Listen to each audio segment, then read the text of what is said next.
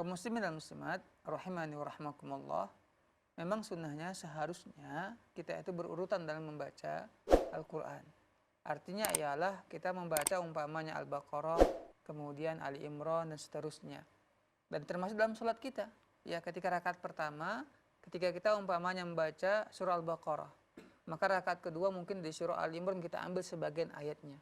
Tadi Ibu Esi mencontoh, ya rakaat pertama kita baca Qul huwallahu ahad, rakaat kedua Qul a'udzu birabbil falaq. Ini yang sebaiknya.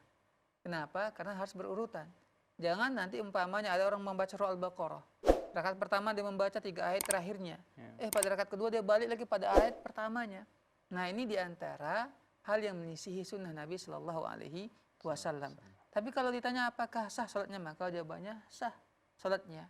Tapi kalau ditanya apakah lebih afdol, tidak lebih afdol. Yang lebih afdol ialah harus sesuai dengan urutan.